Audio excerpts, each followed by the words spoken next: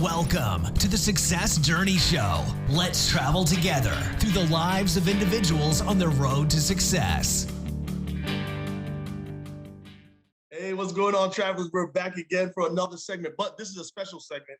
This guy has been on our show 3 times. He's the first person that's been up there 3 times. I think we have a couple people that's been twice, but 3 times.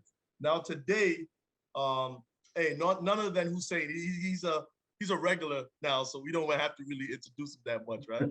But Hussain, Ricky is here too. My co-host. You know, I'm doing all the intro today. Ricky's put me big boy pants now. I get to do the show intros up, man. Show him in the deep water, swim, man. Yeah. Yeah. So today's show, what we want to do, there's a lot of speculation and a lot of hypothesizing and a lot of feelings and opinions and all the different stuff that's happening in the market. And sometimes I'm talking to people that they only have the house that they bought, or they live in, or they live in an apartment and they just listen to one of their friends tell them about some stuff. So what we're trying to do is we're trying to dispel some of the myth and also give you some no crap on the ground, what's going on with people that's actually doing real estate right now as we speak. So that's what we're gonna jump in today, fellas. The first thing for me, Rick, you want to say anything? Let me not just. You good, man? No, we good. Let's jump. I'm doing good. You give me the nod. Yeah, there you go. Yeah. All right. Go, We just want to talk, Hussain. We just want to talk about what's going on. Tell it for those that don't know you, right? Just give us a little 5-minute background about yourself and what are you currently doing? All right. I'm a retired math teacher. We always lead with that. I taught in New York City for 14 years. Currently, I guess you would say independently wealthy, I guess, because like I don't have a job, but like I pay my bills. Like I don't know what you call it, but like I don't usually say entrepreneur, other people do. What I do currently is I mentor, I'm an author, and I flip homes primarily. I do have buy and hold, but my day-to-day is getting people to understand how to maximize their income and how to invest in real estate in a variety of ways.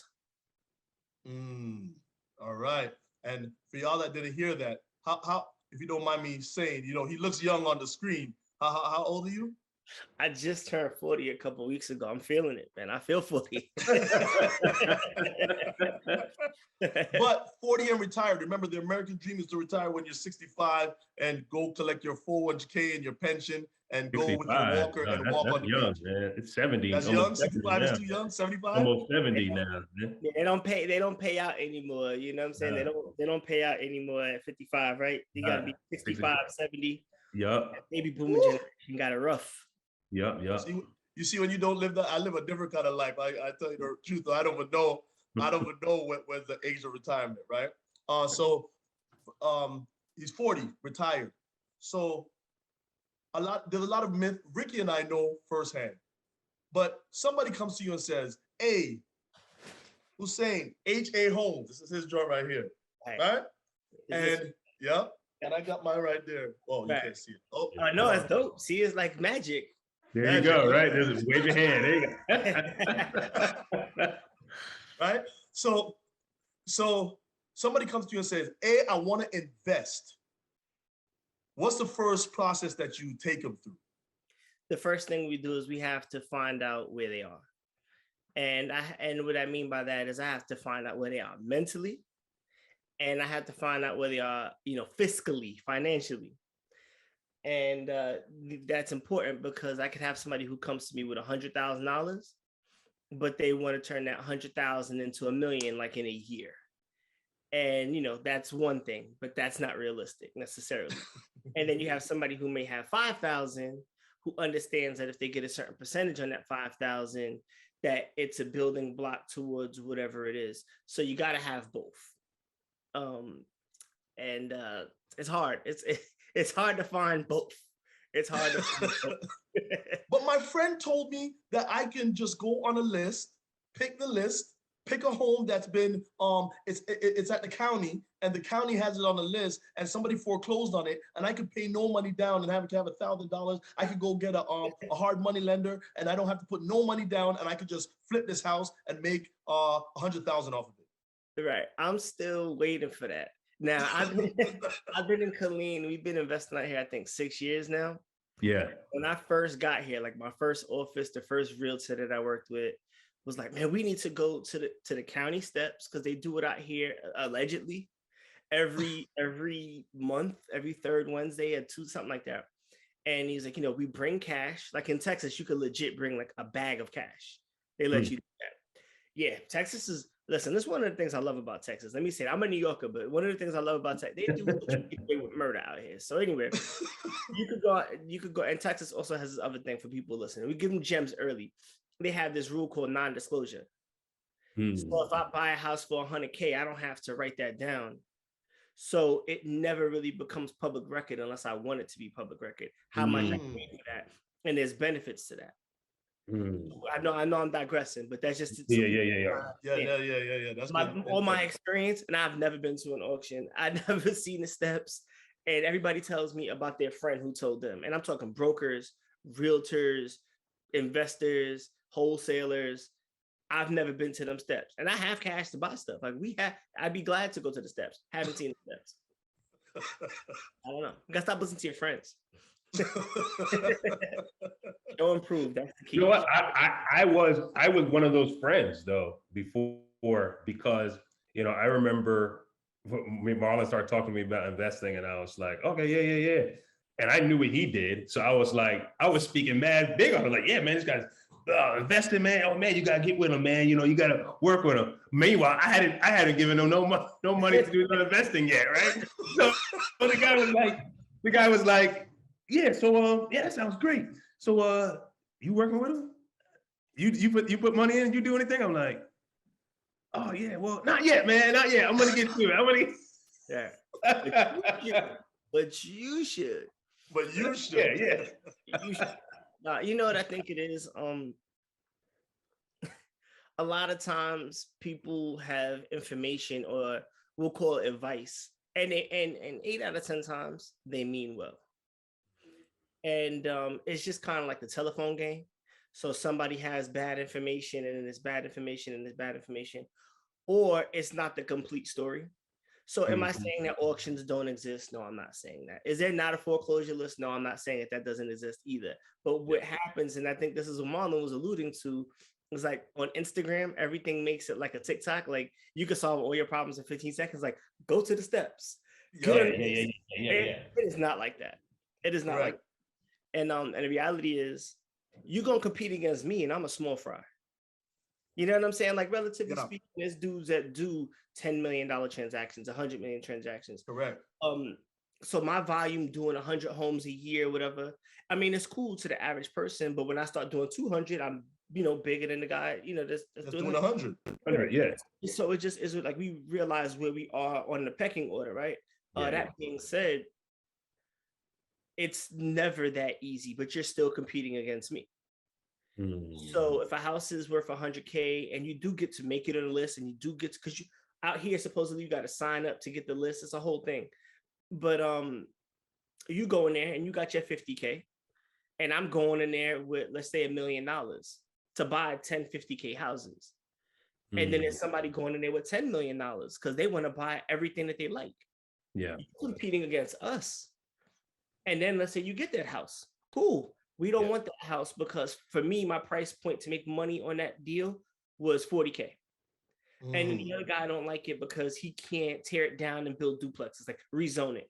And you're in there like, yes, I won 150. Okay, now who's going to fix it? Do you know do you have the crew? Do you have the money left over for contingencies? Because these auction houses are sight unseen. Do you have money for back taxes? Do you have money of any liens? Do you foundation? Everything we do is a foundation, right? Like foundation repairs and then post foundation repairs. Yeah. So there's things that you learn, and I do encourage people to invest, but in real estate, everything is relatively so expensive that I always suggest, whether it's myself or somebody else, that you get a mentor because you can lose a lot of money quickly. And in this economy, in this market, there's not really a way to kind of make it up. Where 15, 20 years ago, you could get a CD 5, 6, 8% in the 80s. You can get a CD for 18, 20%.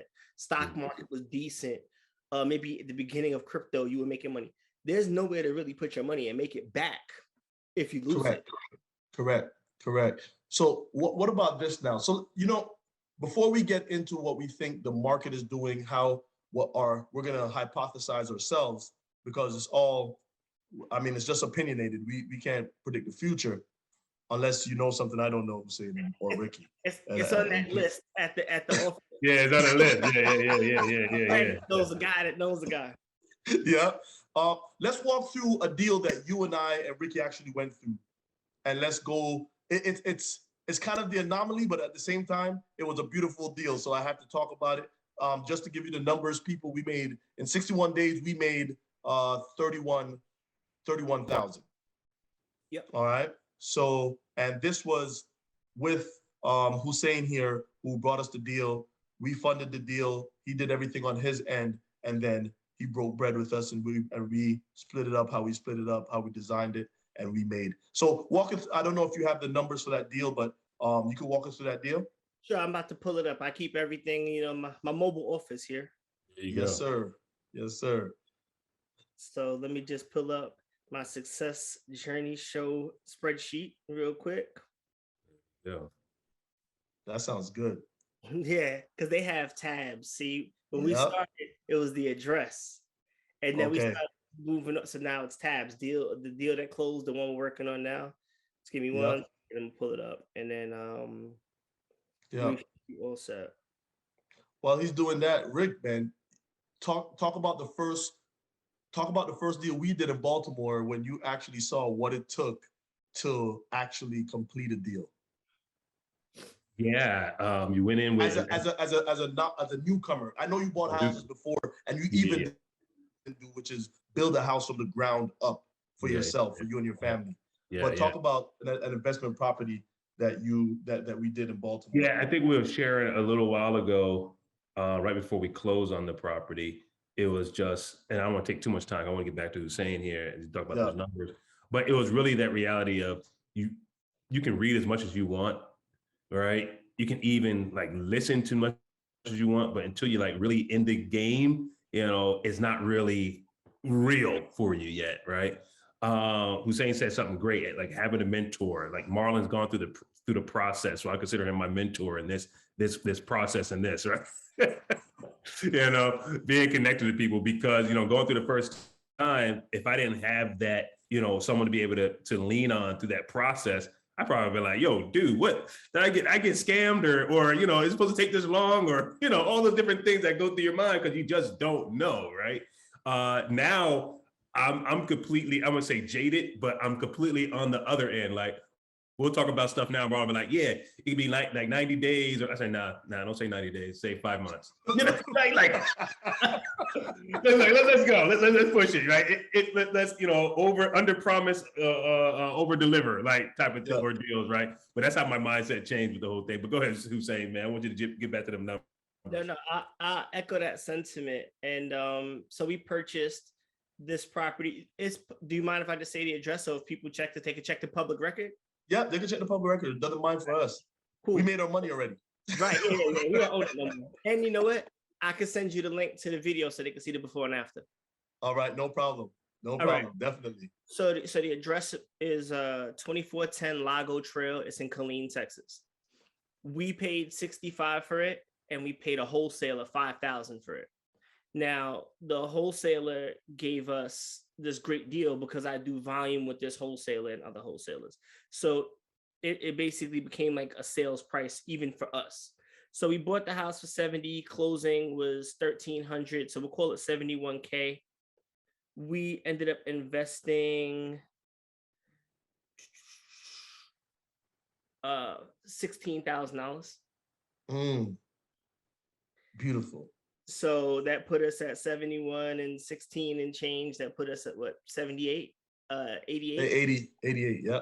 88, and then we sold it for 165. And And we purchased that. And this is public record. So if you go on Zillow, you'll see the purchase date, you'll see the sale date. We purchased it on January 19th, and we got cash in hand on March 24th, the same year. And the realtors got their money, of course. Realtors got 9,900, which is great. Everybody ate. So they got 10. So we walked away with like 155, and we made, like I said, 67K profit. We split what we split, and then Marlon and Ricky, they got their money back, plus all the renovation fees, plus everything, closing costs, and then they made their 31K, and then we got our 31K. And that was a great deal. That was a great deal. That was a great deal. And to go to what Ricky's saying, and to go with Marlon and I, we were just talking about the other day, the closing date got pushed back 3 times. Still that time frame. I mean, still that time frame. Yeah. I'm gonna tell you, I was impressed. Ricky was loving what I love about Hussain is this. There's a spreadsheet. You're seeing what's going on, what's coming in. There's no funny stuff. And listen to this, guys. We met Hussain, and I saw him online. Instagram, I reached out to him. We did our first show together. That was when you was doing stuff in PA. He was doing stuff in Philly. Yep. And he was still a teacher. He said, "Hey, I'm going to retire." We said, "Hey, when you retire, we'll bring you back on the show." And then we started talking about, "Hey, we're going to do some deals together." That happened. Hussain, Ricky, and I have never been in the same room physically, ever. No. Never met personally. So just to clarify, because that sounds like maybe you and I met, or maybe me and Ricky. We've never met each other in person in the 3 years that we've been working together. And then what happened is, we did the show, and then we were talking, and we kind of were talking, and then I was gonna start investing in Detroit. And then I gave you that link. Right. Marlon had the plug. So I'd never been out there like that. I'd never ever been to Detroit, but he was already getting money out there. So he connected me with people out there, and then we did what we did. And then fast forward, we did our second conversation, and then we brainstormed on a couple other things. And what's cool about it, and for anybody that's trying to become, I mean, I guess entrepreneur, but right now entrepreneur is like one of them buzzwords. So yes. You just want to become an investor, or cool, you want to grow your money. You can't force quality.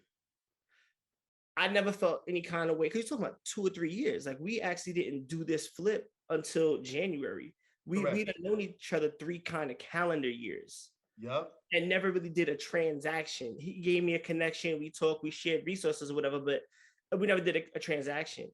And for me, I never was like, oh, these dudes is whatever. And I don't feel like you got to give people time to get together. The market had to be right. There's a lot of things. So for everybody who's starting, don't rush the process and don't force the issue, because you'll end up burning a bridge or ruining an opportunity that just needs time to develop. So that was an important one with us. And now we did that one, we got the next one, and we ready to move on to the next ones. We just need the right deal that makes sense for us. We ready to go. Correct. Correct. And go ahead, Rick. Yeah, I'm glad you said that. In terms, a lot of people, they get to that point of when it, like the entrepreneur word, I'm gonna be an entrepreneur. I want to be an entrepreneur. They try to get on these fads, and it becomes a fad, but people have been doing this for years, right? Been businessman, right? Talk about just that whole. People do get so hyped and like, oh man, the market's saturated, because everyone they're talking to is start talking about real estate now. Oh, it's too late. Maybe I can't get in the game now because there's no room for me, man. Talk to so many people. Oh, you can't do real estate now, man. Everything, the prices are crazy, all this kind of stuff. And talk to that person, man, that is just so into what's going on in that moment. And if they don't see it, that have that long range view, they get caught up in just like, man, maybe I'm too late, or maybe I need to hurry up, or maybe I don't even know how to verbalize it the right way, but you just hear it all the time with a lot of people. The reality is, think of it like this. I just posted this yesterday. One of my associates was in Mercedes, and he sent me. I saw that. Crazy. He sent me the picture of a G-Wagon. It was 171,000 MSRP, right? Sticker price. And they had this term.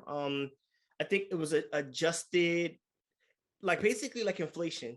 I have another thing. I'm not gonna go to my phone again, but it was like adjusted, whatever, $150,000 fee. This Mercedes dealership in Brooklyn, you could Google and call them, ask about the G-Wagon. It's $327,000. Mercedes not closing their doors. I even did a survey, and a third of the people said they would buy it. Granted, a third of the people, they don't have no man. and we could talk about that but anyway, people are lined up. That car won't be there in a month because somebody wants a G-Wagon that bad. So the point in saying that is that car is never going to appreciate. It's going to depreciate. So if I could double charge you for something that's never going to appreciate, there's always room for real estate because there's all the ways that you're going to make money by investing in real estate. The key to that is, and this goes back to, remember like the Cosby Show, and like Bud, he had his bigger brother, and his big brother would give him like terrible advice, and it's don't listen to your big brother. If your big brother ain't in real estate or he never done, just don't listen to him necessarily. Listen to somebody who's done it. That being said, there's always room to make money, but now here goes the key. In any business, you have to kind of be one step ahead of the curve. And I think that's why we're having this kind of conversation, to give that good advice. When I started it in New York, I thought I was killing the game because I was making a high rent roll, until I learned that it's not about rent roll, it's about ROI, right? Return on investment. Yep. And then I started getting into buying holds. That's why I switched over to the South, because the rents were 30, 40, 50, 60% of what my investment was annually. Now the market went up a little bit, so I couldn't make that rent ratio, but I noticed that the returns on selling the houses was getting me 80, 90, 100% in 3 months. Yeah. So I switched my program. I took my maintenance crew and I made them my flipping crews. We're actually going to lunch after this. Like right after this, I'm taking them out. You might see that picture on Instagram. One of my crews have been with me 3 years. So now my thing is, okay, flipping is still gonna happen. I don't want to like give away the answers to later, but this is what we're considering. Am I gonna stop flipping because it might not be a 90-day turnaround? What if it's a 6-month turnaround? Can I live with that? What if it isn't, an 80% turnover? What if it's a 40% turnover? Even if I'm making 10%. Yes, sir. On $1 million, still $100K. There you go. So like, I don't have $100K, like, you know what I'm saying? Like, I don't have bills. I'd rather have that than nothing, especially with inflation being 8%. So to that friend, is like, again, you got to have both. You got to have the mindset and you got to have the money. Because some people are like, nah, I used to make 30%, so I'm gonna make nothing. You're not gonna play the game because you can't win. Yeah. At 30. Yeah, no, we're still gonna keep eating. We're still gonna keep eating. And then we'll see. I'm saving my final answer for later, but yeah. Room to buy, everybody's selling, you can still keep going. It's just a way to do it. Definitely. And what another thing that I don't like when I'm talking to somebody will tell me about their market in Seattle, and then compete, and then tell me they can't do something, and then just tell me about their market in Seattle. The market in Seattle is not the market in Texas. It's not the markets in Cali. It's not the market in New York. It's not the market in Florida. So why are you restricting yourself to the market that you know right now? It doesn't make sense. Because think about it, when you go get stocks, you don't only say, okay, I'm only going to get this one stock. No, you're seeing which stock make the most sense for you. It's the same thing, area. You have to see what area is going to make sense for you, what's going to be the best for your ROI, your return on your investment. And then you make an educated decision from the information you have gathered so you can go forward. And teaming up, one thing I'm going to tell people, if you come to me and you say you have $10,000, what can I do with it? I will tell you, go find 5 more people with the same money, team up and make a deal. Even if you're going to get, like you say, $5,000 at the end of the deal per person, there's no way you could put $10,000 right now and get $5,000. If you can do that for me, show me. Right. Yeah, we have somebody who will give you money. Like, exactly. Yeah, definitely. And what do you think is going to happen? The market.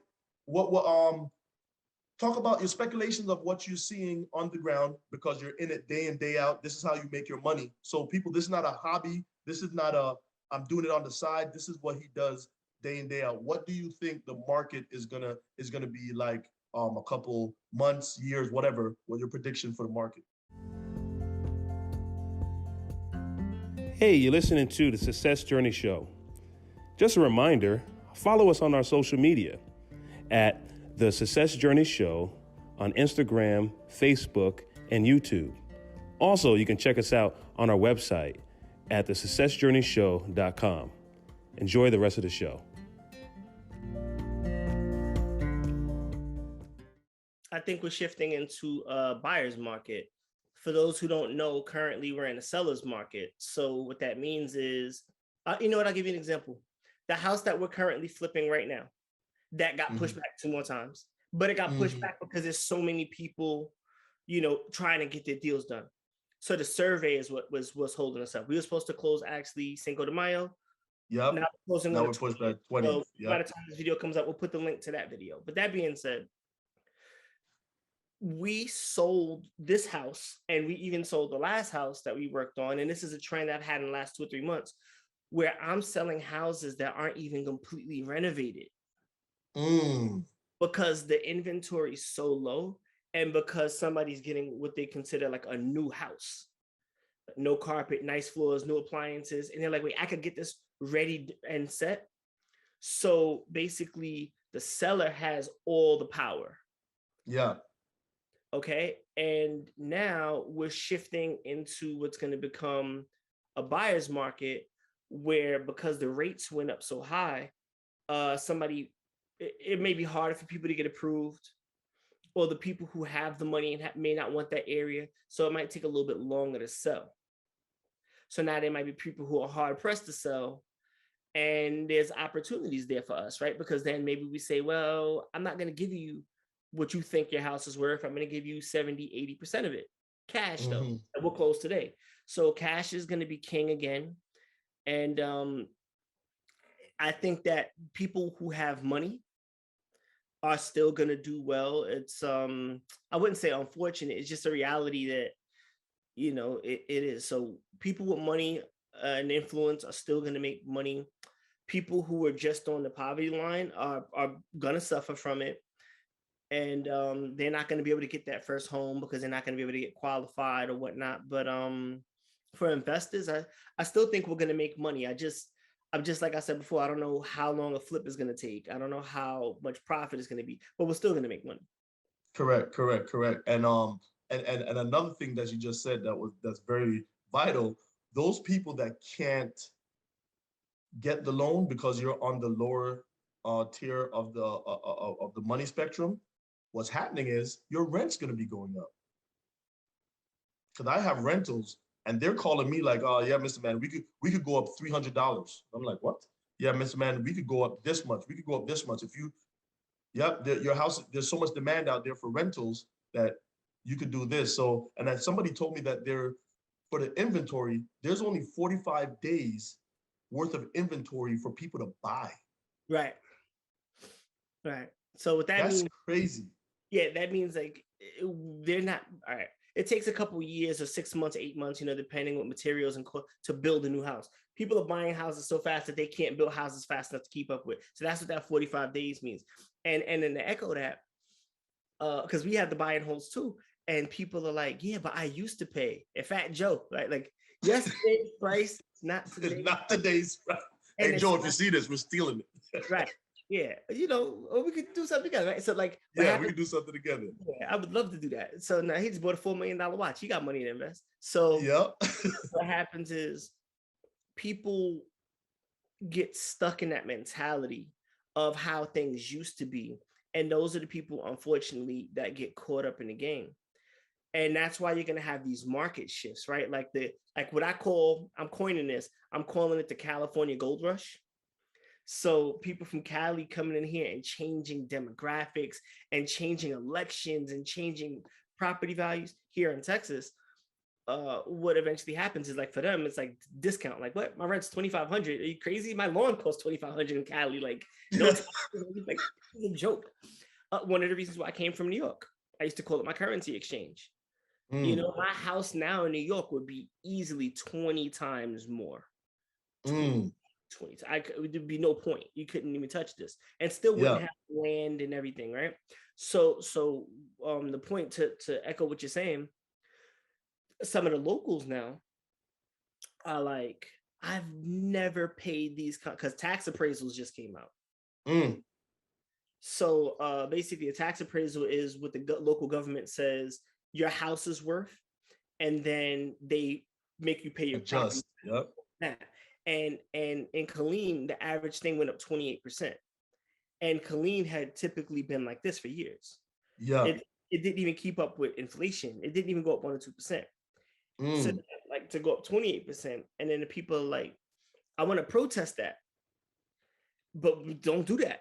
Like if you don't do that to this camera, that whatever, like don't do it, because like for example, like one of my wife's rentals, her thing went up to, let's say, like 110, 112, something like that, and her tax almost doubled. And she was like, well, my friend, this is why you want to see your friends, I seen on Facebook that you could, you know, fight this, you could protest it and then go in, and this is the process for that. An appraiser goes out and they appraise your land, and then they say, oh, this house isn't worth 107, it's worth 195. I said, do not touch that paper. Don't touch it, just leave it alone. She would hurt herself besides paying for the process. So yeah, people don't understand how rent really works. They think that like investors are like terrible capitalists, but what they don't understand is, like, again, back to this, and I'll wrap it up on that, is her taxes went up $185 a month. And this is free game, only on this show, only on this kind of podcast, and with these guys. I'm gonna give you this because I know your listeners, they're with it. Her monthly went up $185. So she was like, so what, I gotta raise their rent 200? Like, I don't want to do that because they're really good tenants. And I'm like, so this is what you gotta contend with. You raise it 100, and then mathematically you would say you're losing, you know, 85 a month or $1,000 in a year. And this is where you gotta have the right mindset. Nah, I'm not losing no money. I'm gonna let them leave, and I'm gonna get a new tenant, and I'm gonna charge $1,200, $1,250, because you could get that in that. Number. But then you gotta paint again. Carpet. The turnover might cost you $3,500, $4,500, and then you don't know who the next person is gonna be. Correct.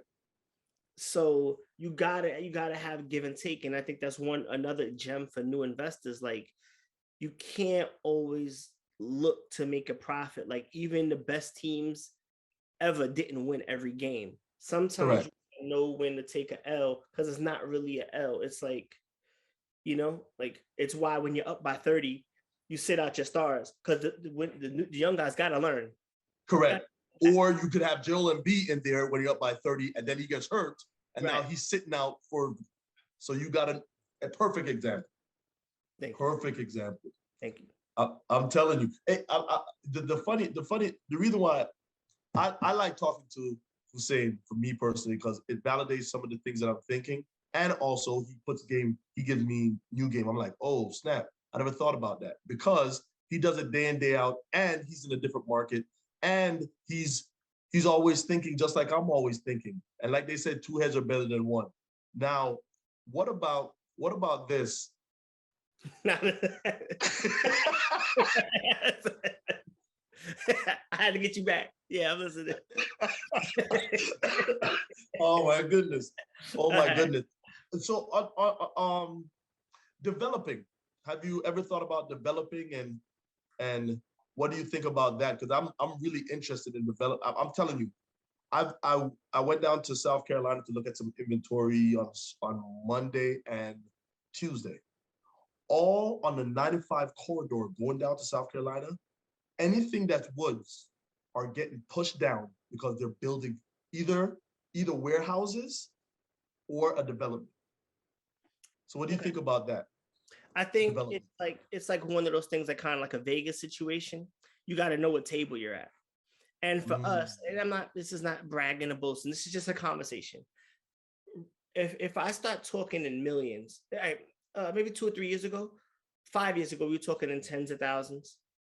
2 or 3 years ago, we were talking in hundreds of thousands. And now the conversations have to be millions because that's kind of how we're doing things in scale and volume, right? Correct. You know, a development is a different beast. I started trying to learn development through the vacant lots I had. I was building a community center. Yeah. Community center doesn't exist. Now, there are so many fees and so many restrictions and red tape. And I mean, even in Texas, that it can ruin your timeline with holding costs and whatnot. And you have to put out a substantial amount of money. So for me, let's just say we wanted to invest in this thing like today. I would have to lay out, let's say 300K. And I'd have to wait a year, possibly 2 years to have the building. That's not even making money back. So I have to have, like, I wish Ricky was still on right here. We can ask him maybe later. How long did it take him to build his house? And I mean, his house went over. His went over 6 months. They all do. They had to push it back because of it was the time of COVID. They didn't have enough stuff. He even had to take different whatever he picked out for his appliances.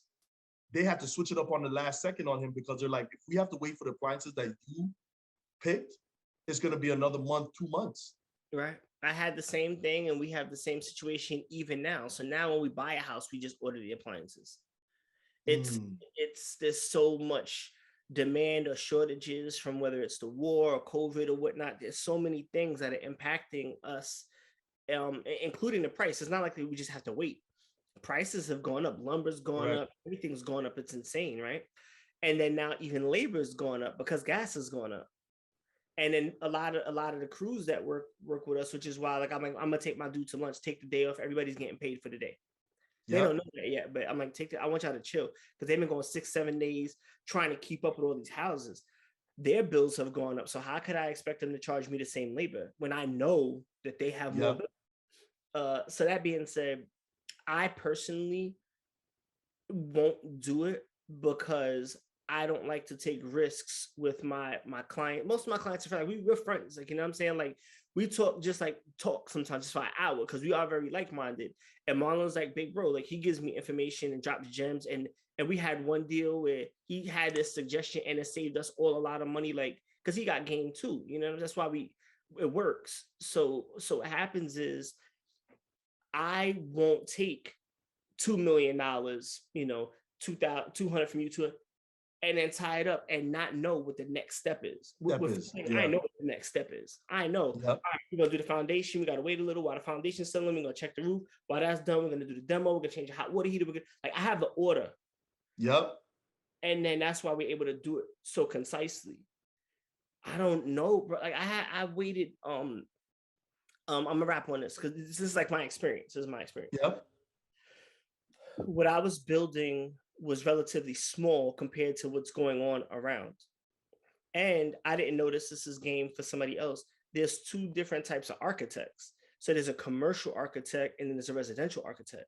I was building something commercial. There was no, at least in my town, there was no commercial architects. There's only one. And he's not worried about, I was building 2,000 square foot buildings. He's building like 60,000, 100,000, like big factory talking about. So he's going to stop his day to come get my little $5,000 check, or he's going to go there with them $100,000, $200,000 plans. It took him a month to schedule. And I had to beg him for that. It took him a month. He came out, got to the car, looked for 5 minutes, left, and then talked to me again for another month and charged me to come out. I waited for my plans over a year. Wow. 2 rectangle buildings, like, bro, there's nothing special about these buildings. 2 rectangle buildings, 1 story, nothing crazy. And with permits and getting approved, if you change one little line on that, it has to go back. 5 or 6 different entities, the city, the zoning, the planning. I was like, damn. And then you got to pay for it. Then you got to pay for the HVAC layout. You got to pay for the plumbing layout. I ended up paying like $10,000 to $12,000 that I didn't even know I was going to pay. Then I had to do the land survey, like not just like the regular survey. it's like where to test the soil. So Like, the perch or whatever they that's call it. so much. I ended up Yeah. spending 20 G's, and I didn't get, and nobody even like, moved a piece of dirt yet.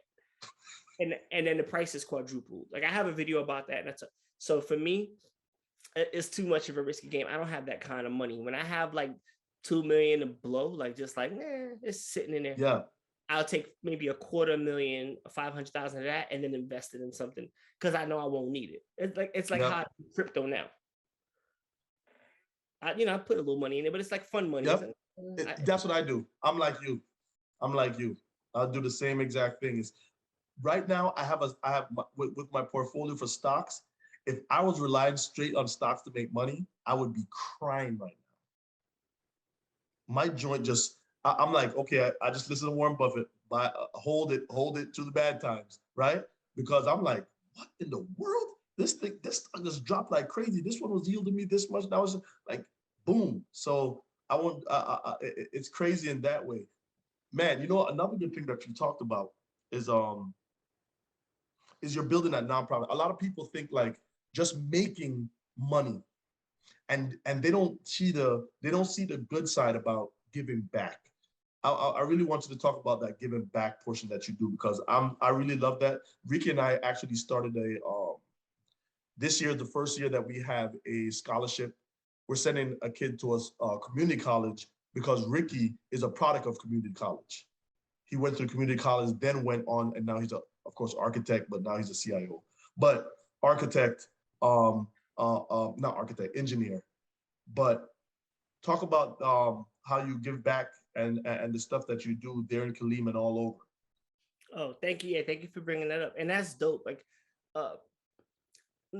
my passion is not real estate.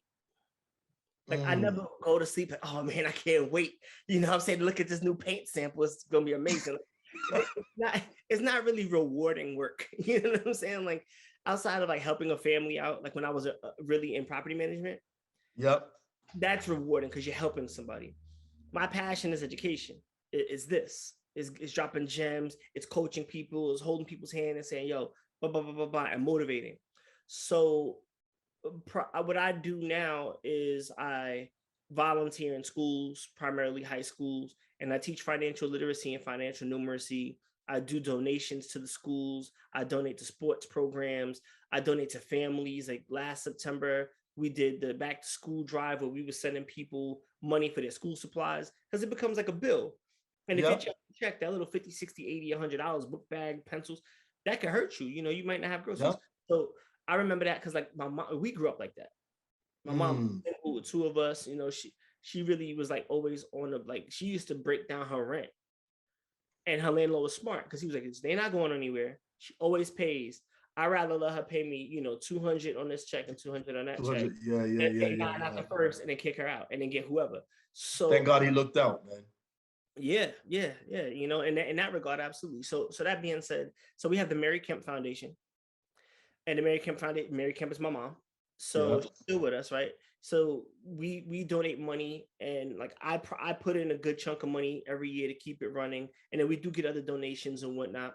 So when I want to kind of not play devil's advocate, but I want to go with like what regular people kind of talk about. You see what I'm saying in a second, like billionaires don't pay any taxes, and corporations don't pay any taxes, and whoop-de-whoop. And when I was with the kids the other day, I was giving them a tax breakdown because the high schoolers, they have jobs, and it was like, how much comes out your check? How much comes out your check? 10%, 20%, 22%. And then of course they're looking at me, and I was like, how much I think I paid in taxes last year, income taxes? And it was like, oh, well, you high, you got to pay more, So I wrote on the board 2%. Year I paid 4%, and I overpaid. I was upset. And this year I paid 2%. One, because in Texas, when you make over $1 million gross, you have to. This is the only state tax that they have for business. You have to pay 1.3% of your money gross. There is no deductions on that. You have to get it out. And then the rest is whatever like little trinkets I had to spend to pay the federal government. So now it's like, damn, like y'all, you have so much money and you bragging about not paying any taxes. Okay, so now we got to look at that again. I said income taxes. I pay property tax. I flip 100 houses a year, like almost. I don't want to exaggerate it. Last year we did 70, and then other deals that I bought and held, right? So we do about 100 houses a year. This year we'll break that pace. I pay property tax 100 times. Like I'm paying for schools. Correct. For the police department. Correct. Some of these houses ain't never been habitable for 5-10 years. Yeah. He wasn't making any of that money. I put that back in there. And then with the property value, so I'm paying property taxes. We purchase things, we buy materials and all these things. I'm paying. Employ people. Oh, even the next point, that was the next one. Yeah, you're right. I pay sales taxes. When I look at my 1099s or my independent contractors, last year I had 93 separate 1099s. The year before, like I'm talking about 2021 now, I had 45. I employ people. I have people that have new trucks, fix their credit, work on their houses, pay rent, because they know that they have work with me because I'm doing this, that, and the third. And then the final piece is, again, I donate my money to my mom's charity because I know, and I'm also on the board, right? I'm the founder. I know that when I go to this local sports program that's in like a rough part of town, and the difference between these kids being in somebody's jail or having a shot at college or having an opportunity just to stay off the street and get some mentorship is $200 for a semester, and I pay for 20 students to go. I'm impacting the community my own way. Yep. So I get to pick and choose where my money goes, and it always goes back to education, like what you're doing. You could change that student's life by paying what's a negligible fee. What could college tuition cost for community college? $5 G's a year. $5 G's a year. Now, this person, you might change their life over $5 G's a year, which is not a little bit of money, but it's not like groundbreaking money in terms of like the money we make. Correct. Like that, they're like, oh, you should pay your taxes. Like, I just changed this person's life. Correct. So, that's so yeah. We don't pay a lot of income taxes, but we give back to the community heavily. Like I don't have to volunteer in schools. Like I don't have to do that. I could be on a boat somewhere, but no, I choose to be in there. And if it means that, I'm not paying income taxes, then so be it. So yeah, we give it back. I love that because I don't know if you ever played the game Cash Flow. Oh, you talking about like Kiyosaki? Yeah, Kiyosaki? Okay. I've seen it. I've never played it. I played it, and one of the things is when you give back, how you get rewarded in the game for giving back. And people don't understand that happens in real life. And not just because you want to be rewarded. For me, there was somebody, just like you said, there's somebody that said to your mom, hey, listen, I know you're supposed to give me everything on the first, but check it out. I see what you're doing with your boys. I see that you go to work. I see you trying to do the right thing. Give me $200 off this check. Give me $200. If you could pay me within the month, for the month, go ahead and do that. That man right there just changed your life, your brother's life, your mother's life, just by being kind. Right. You understand what I'm saying? So you can just change. For me, it's just to change somebody's life. I don't even have to get an attaboy, accolades. I don't have to get anything. I change somebody's life, and later on down that road, that person is just gonna pay forward. Right. Pay forward. Yeah. Do what somebody did for you to somebody else. And that's my thing. You said something that was really, you grossed $1 million and all this kind of stuff, right? So now let's talk about this. Do you put that $1 million in the bank, open up your phone every morning and go like this? Oh man, look at them zeros. Oh man, woo, I got money. What do you do? What do you do with your money once you get it? This is something I had. It's again mindset. You go to XYZ Bank and you have, $1,000 in there, and it's a savings account. You have $1,000 in your checking account. I keep my money in the bank. My bank, though, is called 123 Main Street. It's called 2410 Lago Trail. It's called boom, boom, boom, boom. What people don't realize is, why do you put your money in the bank, right? We could get into the whole how banking started, which actually started kind of like a scam, but which is still kind of is, but Yeah. so my money is in a bank account. It's just not in the bank account that you think it is. 90, I don't Correct. have access to 99% of my money. I pay myself a nominal salary, a salary that was just enough to get approved for this mortgage. Um, and my money is always working for me. So let's talk about gross because I don't want to make it seem bigger than what it is, but I also don't want to make it seem smaller than what it is. So we got Correct. the check for 165, right? Yep. To the state of Texas, HA Homes made $165,000 gross. Now we Correct. just told you 70 for the house, 18 for renovations. Ricky and Marlon or Success Journey, your LC got their cut. Yep. I didn't make 165. Oh, I didn't keep 165. You know, I made what Yep. 30, something like that. So what happens is, but I still have to pay tax on that big amount, but it's only 1%. Yeah. So if I say, you know, which I don't talk about money, how much money we make, but what I'm saying is when we speak about numbers, like we did, you know, $1 million last week, people were thinking like, yeah, the money came in, but how much do we have to lay out? How much has to go to taxes? How much are we going to donate? How much has to go to my retirement? Correct. No, I'm That's not. what people don't understand. Yeah, my teacher said money I'm not going to get till I'm 65. So what happens for the next 25 years? I got to put that money up. So no, I don't let my money sit in one type of bank account. I do diversify my money. Me personally, I don't do stocks because for me, it hurts to lose money. Yeah. I can't because that drives me crazy. The fluctuation is driving me crazy. I put money in guaranteed, you know, 2%, 3%. And people say, why would you make 2%, 3%? And you talking about inflation. Just on the federal level, I get taxed at 37%. So if I move this money into this account, I just saved 37%. Yeah. And it's going to compound 3% over the next 25 years. That's another, 75%. By the time I need it, I'd be fine. Yeah. A lot of people don't understand I think a lot of people don't understand how finance work. And that's why they're in the predicament they are. Because somebody will say, I make $100,000 a year. No, you don't make $100,000 a year. Right. After your bills is paid, after Uncle Sam takes his, after you pay all your bills and everything, how much do you have? Right. That's how much you make. That's how much you make. Right. Right. And then right? the other thing is hourly, right? Like I make $26 an hour. And I'm like, really? So if I take 26 times 24 times 7, that's this number. You don't make that in a month. Nope. Oh, what you mean is no. So now if I say, which I did one year, I'm not gonna lie. I'm not gonna lie to you. One time, I tried to do that. I looked at how much money came in and I just divided it by the hours, the days, and to see how much it came out to as an hour. It wasn't bad. And but that's 24 hours, that's sleeping, that's every second of the day I'm earning money. Like you own real estate, you own rental. You're making money right now.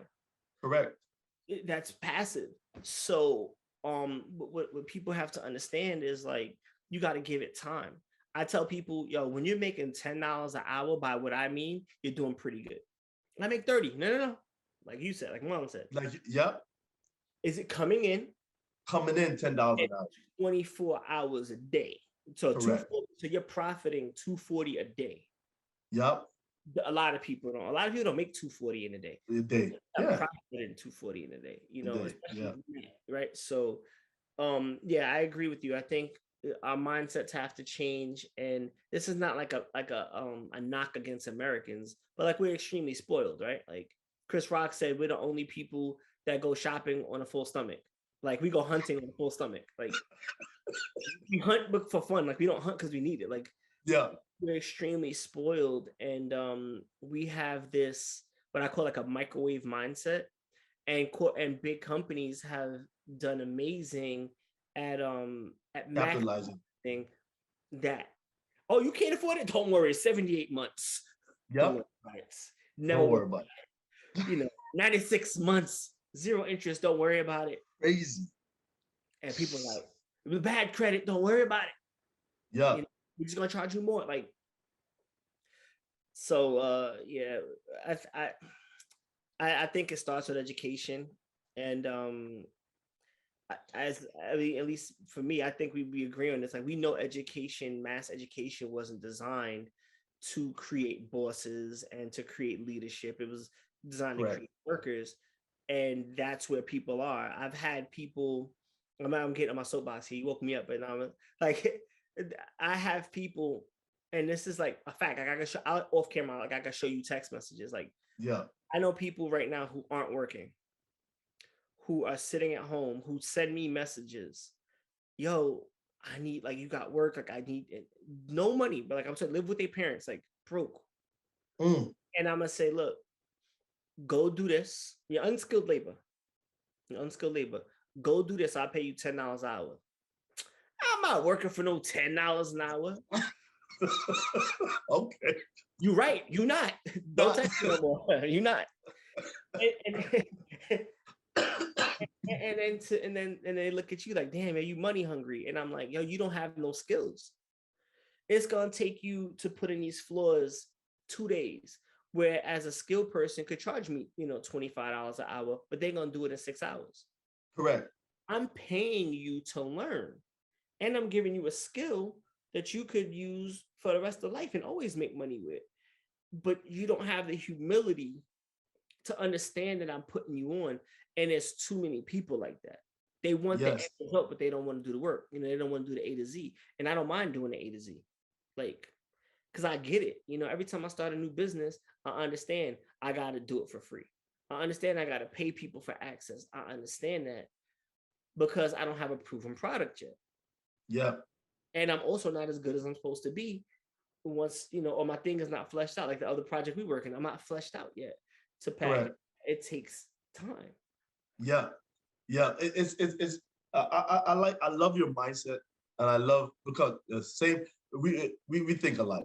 Right. So it's so crazy that, like, when we're talking about age of retirement, all that stuff, like, to me, it's so foreign to think like I gotta wait till I'm 70 and somebody's working saying, I just want to make it to 70 so I can retire.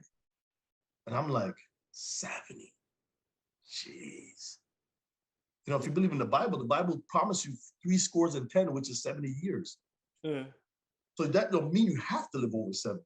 And then what kind of life, I'm not saying people that are 70 and over don't enjoy their life. But right now you could go and just jump in the water and swim around and not think about, like, oh my goodness, my leg, oh my back. I mean, I still have some ailments, but I'm a little bit more nimble than a 70-year-old, you know what I'm saying? And our mindset, I wish I could transfer it into other people, but it just doesn't happen that way. Yeah, I agree. Because of this education system that you said. Kiyosaki said it, and said it so right. He says, a man that has a 9-to-5 will never aspire really to go out and do something different because he's comfortable. You're paying me to get up, go to work, come back home, watch TV, go to work, come back home. And they're looking at you like, man, Hussain is always, he's over here in Killeen, then he goes down here to Austin, then he drives over here, then he comes over here, then he drives over there. Oh, I just go to work and come back home and sit down, man. Right. But then when they see the reward you have, they start talking about those, man, they don't pay no taxes. Right. Yeah. One of the things that happens is people start like counting other people's pockets. Like you can't, I never count anybody else's pockets. The only thing I might do in a business deal is say, look, does this deal make sense for all of us? Yeah. And that's not counting somebody else's pockets. That's making sure that we all win. And I even do it in reverse. Like I offer people sometimes I might get a wholesale and they like, I want 10. And I'm like, nah, it's too much risk for me. But if you give me the opportunity, like what we did on the house we flipped, the wholesale didn't get paid up front. We have paid on the back end, yeah, he got paid on the back end. And I was like, yo, I'm gonna give you more though, because you gotta wait for your money. But I don't make money. I'm not making enough return if I spend this much for the house. But if I spend this much for the house and I have risk, it's okay. Are you willing to take less? Yes. But if we make more, I'll give you more. Correct. You got to take a risk with me. I know you put in the work and sometimes take a year to close on the deal, but you still need an end buyer. Like I'm still in the process. And you know you call me and you know I'm gonna close cash. You know I'm not gonna mess with you and play games. I'm gonna close cash at you within the 10 days when title clears. So got a lot of pocket watches. You got a lot of people who are entitled. And again, that's a very, and again, I'm not bashing Americans, but like I grew up in Brooklyn. So I grew up with a lot of first generation people from the islands. I grew up with a lot of people who came from other countries. I grew up in a Russian neighborhood. And they always say, oh, my neighborhood, and we think our stuff is bad. And they're like, man, I was going to school in like Bosnia, like, you know, bombs going, like, it ain't the same. You know what I'm saying? So like, or like Egypt, where they don't have a tax system and every kid can't go to school because they don't have a public school system. Like there's so much that we take for granted. And everybody, like I said before, they just kind of want the end result. And they don't know the work to put in. And back to what you were saying about the 9 to 5 type of mindset is like, again, it's comfort. It's comfort. I got a new car that I can't afford. I got this rent or this mortgage that, you know, I could barely make. And then I'm gonna put my kid in this debt so they could be in the same thing because I want better for them. And doing research, the largest growing population of college debt holders is baby boomers. It's not the students, it's the grandparents, it's the parents who are like, I'm gonna pay for it because that's my parent. Like, no, it's not. No, it's not. 260, 200, community college. You don't even know what you're going to school for yet. We're just gonna go play around for a year or two, maybe get bad grades, maybe not, maybe get kicked out, maybe do good, but then change your major or go for a job that don't make money. And I got a 250 debt because you think that you want to be a writer, like, and you're not really gonna write. You just start a blog for free, like, you know what I'm saying? Do that, because if you can't start a blog, if you can't work on Twitter, because Twitter's more for writers, if you can't get, you know, captivate people that way, what you think the 260 is gonna do? I'd rather invest 10 in your LLC, and then you getting off and doing your logo and promoting that. I'll give somebody that before I give somebody college tuition. I'm with you 100%. I'm with you 100%. And it's funny, and people ask me about, and I wanted to say that because I don't want people to feel like I'm a bad guy when they're like, oh, do you think we should forgive everybody's student loan? I said, no, not really. Because it will remind people, I would never be able to come to somebody and say, hey, give me 200,000, it's 260, and I'll give you 35,000. Right. I'll give you, you'd be like, get the heck out of here. But a school is telling you that, because right now the minimum or what they said middle class is what? Well, middle class even moved up now because of inflation. Yeah. I think it moved up to lower middle class is 30 to 45. Upper middle class is 45 to 92. Yes. I just Googled. I can show it to you. Yep, that's crazy. Yeah, me and Ricky was just talking about it. Crazy. Middle class is between what you said, 45 and low. Upper middle class is 45 to 92. 92. Right. Google how many people in the United States of America make $92,000. No, not very many. And if they do, you got to look at, because that's average. Yes. Like you can make 100K in New York, you can make 100K in Cali, you can make 100K in Seattle, but that rent ain't Texas rent, ain't Georgia rent. Correct. So you gotta account for that. You know, like Iowa ain't Minnesota, is not. Minneapolis is, you know, a city. Anywhere where there's a city, obviously it's gonna cost. Chicago, it's gonna cost more. Yep. So you gotta take that into consideration. Man, Hussain, I know you said you gotta run out to your. The funny thing is, you know, we're just gonna have to bring you back. You're gonna be like a reoccurring person on the show, just to level set people. And actually, I love when people on the ground that's actually doing the job. It's just like I'm in the military. The general could be up in the big house talking about what he wants to talk about. He's not the one getting shot at down at the bottom. So the guy at the bottom needs to relay up to the general, hey, this is what's really happening at this war. I know you're saying for everybody to shift left, but if we shift left, all of us are dead. Right. So we need to have somebody that's on the ground, that's doing it day in, day out, to tell these people, you can invest and make money in real estate. Stop listening to that friend that's not doing it, or they listen to a friend that told them from a friend, or they Googled something, and Google can say anything you wanted to say. Right. Can I add to that and end on this? Yeah, go ahead. You said make money. The person who's investing has to have an understanding of what that means. 5% of 1,000, yeah, no, you're not retiring. 5% of 1,000,000 is 50K. Yes. 5% of 5 million, 250K. Yeah. Who would make a 5%? But it took me 20 years to build up and own and passive. So you can't expect to get in at this level and you only have $1,500 or this, that. You have to grow it. And the last thing is, as your income grows, your bills and your lifestyle can't go parallel with it. Correct. It can't. It can't. Almost has to be like almost like inversely proportional. Correct. Like you have to. Right. So like right now, I have this. Honestly, isn't even the most bills I've ever had in my life. This, I think we could go back to that time when I was retiring and whatnot. I was doing at one point, it was 60,000 a month in bills. Insane. And that not just like cars, it was payroll and overhead. Yep. Because I had the management business, which is why I got rid of management. But anyway, now my monthly bills, I'm talking everything, but including traveling to New York every month, only 11,000 a month. So for me to live, all I need is 200K a year, and I could do everything I do regular. I don't drive a Bentley. I don't drive, $100,000. I drive a $30,000 Nissan.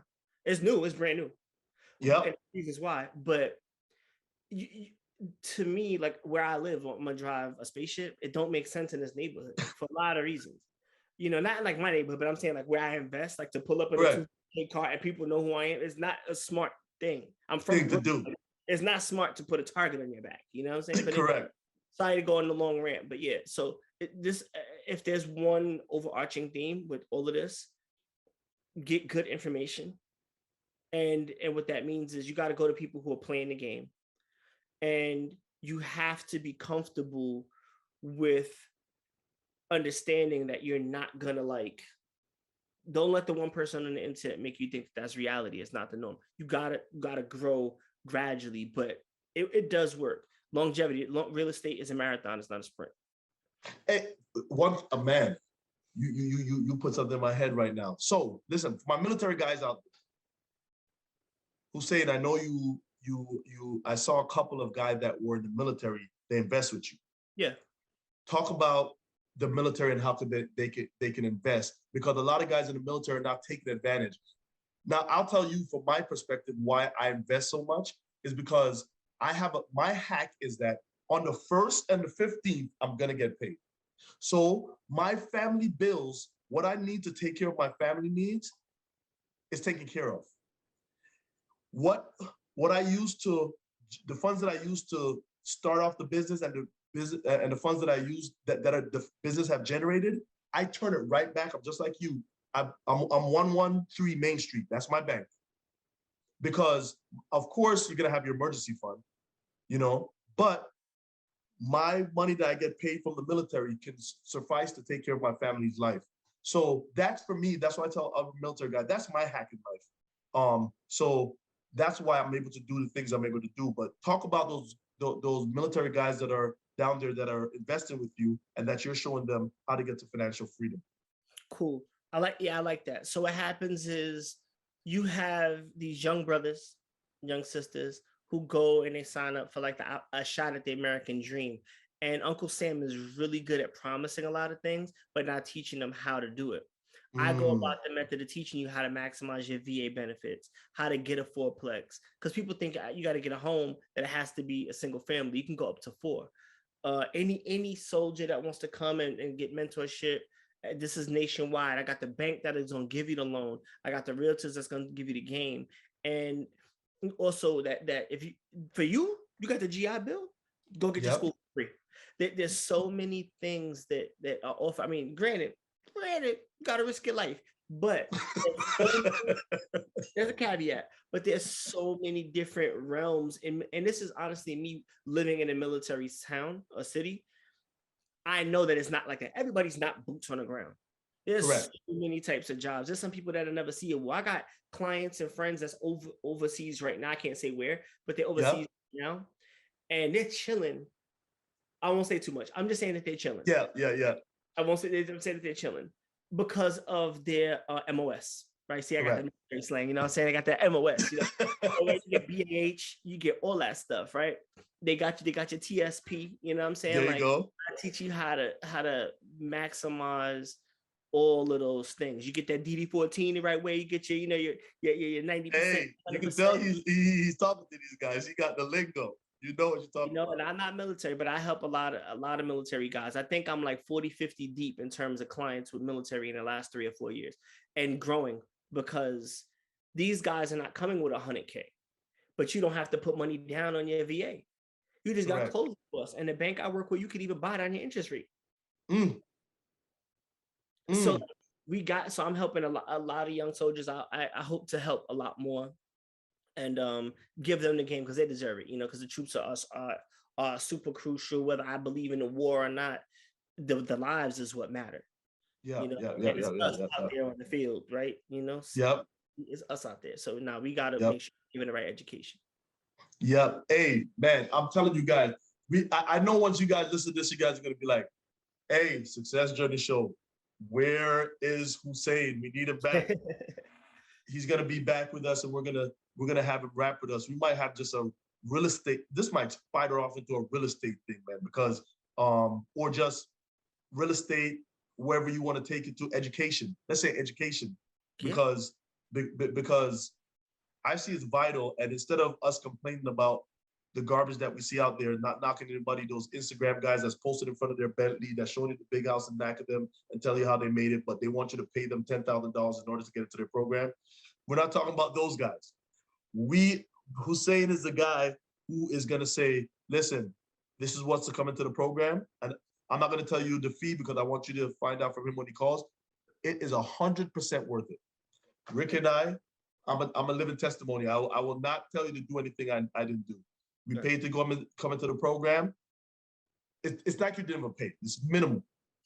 And the return, the ROI for getting into his program is so great. But not only that, you're meeting somebody that has a wealth of knowledge and a person that's generally a good person, generally a great person. I'll tell you that, Hussain. Ricky and I talk about it all the time and how impressed we are by you, just by giving back, the way how you're upfront. You're not you're not doing no magic tricks to people and taking their money. You're actually saying, this is what it is.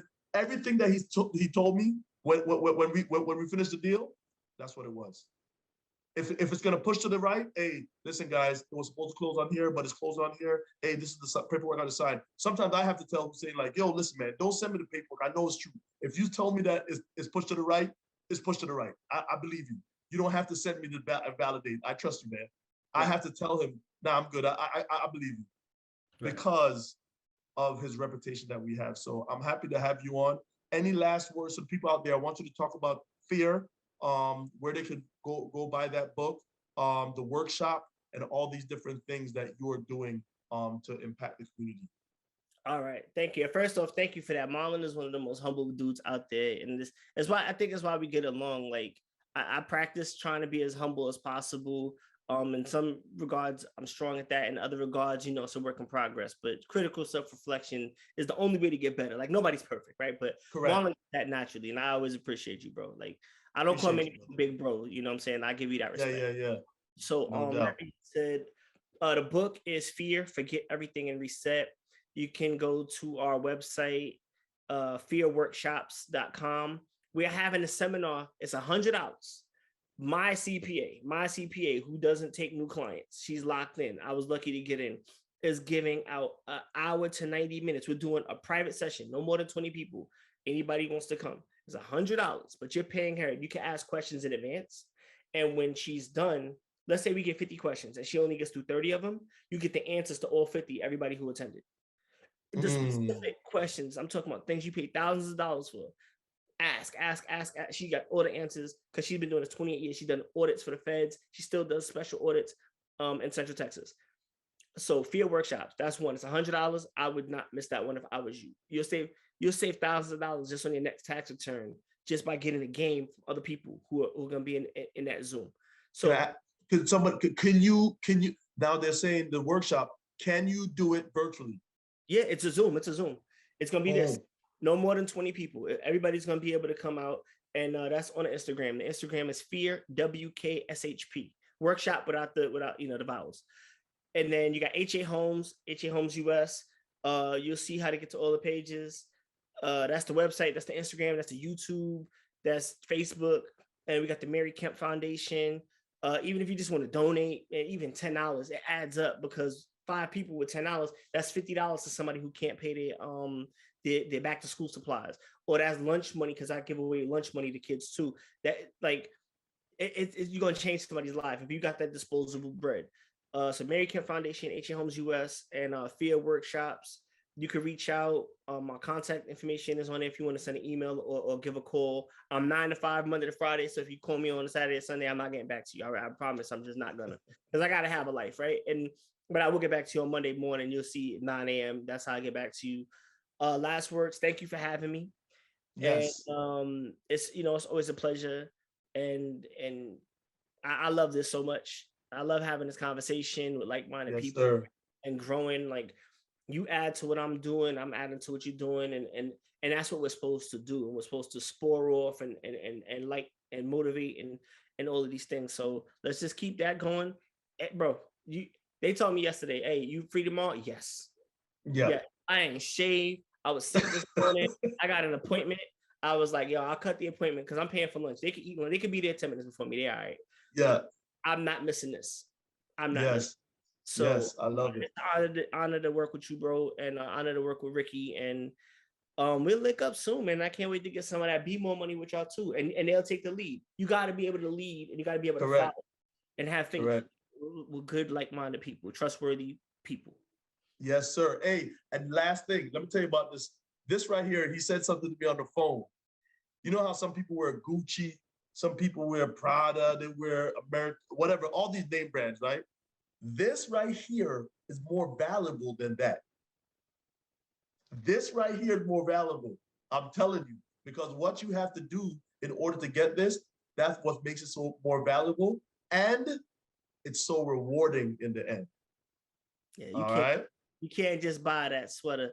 And I'll give you one last thing before I leave right here. Within the next maybe year or two, since I'm shifting into education and I've already started it now, I just ordered a 50 piece. I'm already started to use some of those 50. I think by the time those 50 sweaters are done, depending on how this year goes, maybe I might do another 100. I'm no longer working with clients publicly. Those sweaters will no longer exist, and HA Homes will only be contained to a select group of people because we already have multi-millions. People who get mentorship will be through a different business. Those sweaters, you won't be able to get those sweaters. I got one. And I got the hat. Graduation. The hard hat. That's hey. Once again, brother, always a pleasure. We're gonna do this again soon. We're gonna let Ricky's gotta be on here. I know if Ricky's on here. The thing I love when Ricky's on here is he's so new to this that when he's seeing all of this, he doesn't understand the pain that you and I had to go through to learn all of this right here. And he's benefiting, which, that's what we paved the way. But he's seen it from his vantage point, and he's just like, man, Marlon, So next time, unfortunately, he had to jump into another business call for his 9 to 5 because he's working. Trust me, we have a HA Homes plan to try to anyway, next 5 years, next 3 to 5 years, it ain't no 9 to 5. Right. Ain't no 9 to 5. Right. All right, brother. Hey, one love. Appreciate you. All right, man. Peace out. Hey, one love, people. Just like I said, the Success Journey Show, you can find all our content there. The Success Journey Show, if you go on Instagram, the Success Journey Show, YouTube, the Success Journey Show. It's so easy. The only one that's different is Twitter, which is success_show. But everywhere else, the Success Journey Show, you should see my ugly mug or Ricky's face pop up, and then you know that we're on there. All right, hey people, one love, be easy.